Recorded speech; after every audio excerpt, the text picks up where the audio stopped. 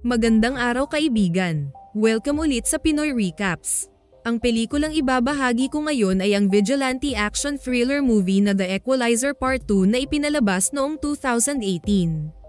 Kung napanood nyo ang Part 1, alam nyong isa ng vigilante si Robert na ex-marine at retired intelligence agent.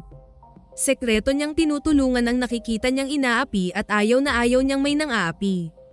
Pinapatay niya ito kahit gaano pa ito kalakas at hindi alintana ang dami ng mga kalaban. Isang araw sa Turkey, sakay ng train si Robert papuntang Istanbul.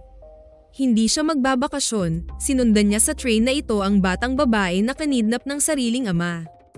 Maya-maya ay tumayo ang isang lalaki at pumunta ito sa bar ng train. Ito pala ang ama ng bata. Isang mapang-abusong asawa at gusto lang nitong parusahan ang babae kaya kinuha nito ang anak.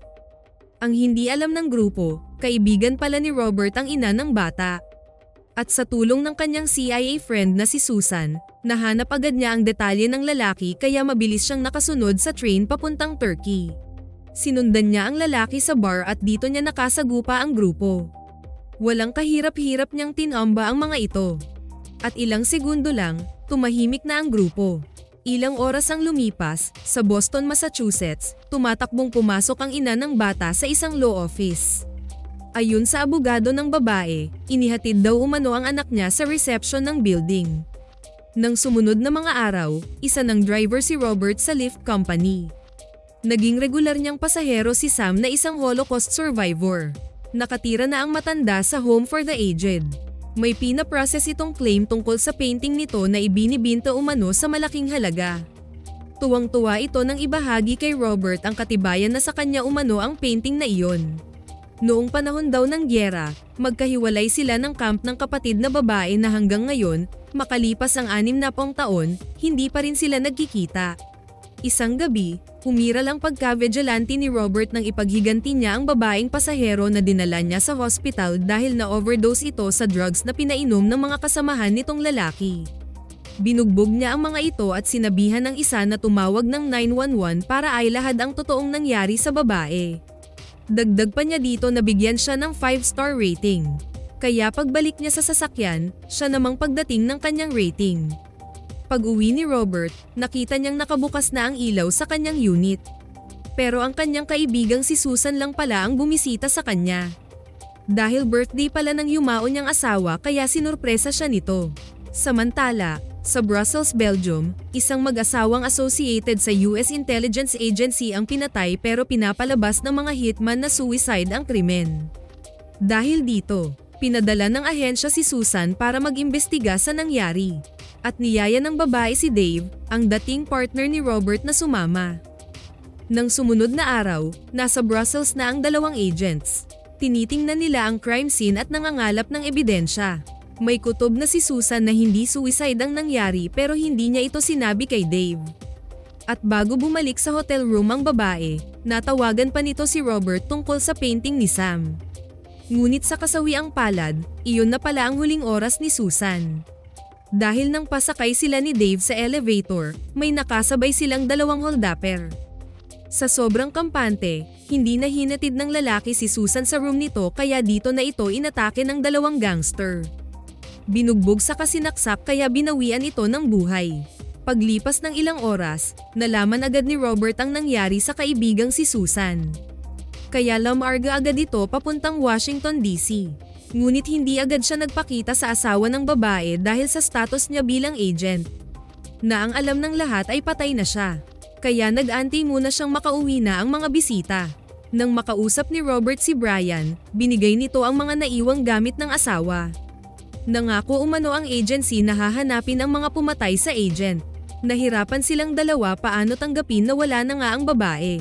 Habang tinitingnan ni Robert ang mga gamit ni Susan, tumunog ang telepono nito. Kinuha niya ang SIM at nilipat sa isang reader sa kakinonak sa laptop. Maya-maya ay nakalogin siya sa profile ng kaibigan at dito niya nakita ang files na related sa pagkamatay ni Susan. Paulit-ulit niyang pinanood ang CCTV hanggang sa ma-realize niya na hindi pumindot ng floor level ang babae. Dito na siya nagduda na hindi hold up ang sadya ng dalawang lalaki, kundi ang patayin si Susan.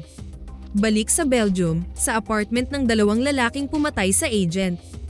Habang langgo sa droga ang mga ito, bigla na lang sumabog ang apartment gamit ang detonator na cellphone. Kasunod nito ay isang lalaki ang sumakay ng kotse at umalis. Bumalik ng Washington DC si Robert. At sa pagkakataong ito, nagpakita na siya kay Dave.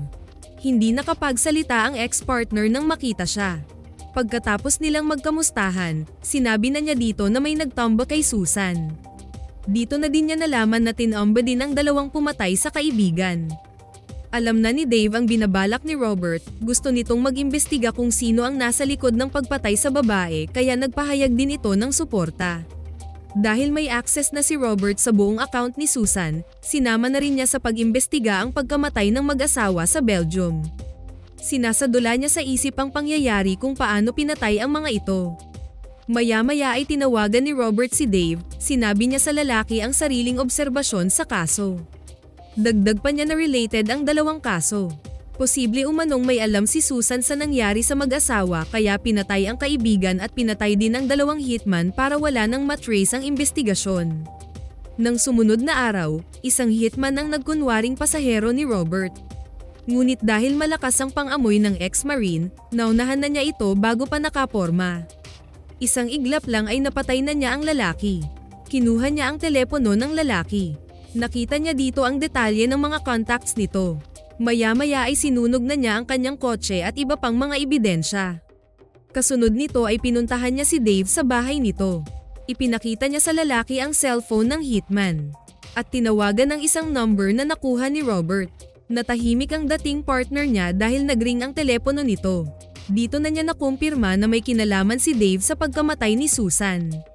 Kwento ng lalaki na noong nawala na siya, naging mercenaries na rin ito. Hindi umano nito alam na associated pala ang mag-asawa sa agency kaya nang magpunta si Susan para mag-imbestiga. Alam ni Dave na malalaman ng babae ang totoong senaryo kaya pinatay niya ito. Dagdag pa nito na ganito na umano ang kalakaran sa agency. Kung hindi ka na kailangan itatapon ka na lang na parang basura. Wala nang silbi pero tuloy pa rin ang buhay. Ngunit hindi matanggap ni Robert ang katuwiran nito nang patayin si Susan. Kaya hinarap niya ang mga kasamahan ni Dave at sinabihang papatayin niya silang lahat. Kung para sa mga ito umano ay normal lang na pumatay dahil sa proteksyon ng agency, pero hindi para kay Robert. Tatapatan umano ng buhay nila ang ginawa ng mga ito sa kaibigan niya. Nang araw ding iyon, pinadala ni Dave ang dalawang tauhan sa bahay ni Brian para tapusin din ito pero naunahan na sila ni Robert at naitakas na ang lalaki. Kinagabihan, habang nasa biyahe pa si Robert, tumawag sa kanya si Miles, ang binatilyo niyang kapitbahay na inutusan niyang pinturahan ang kanyang kusina.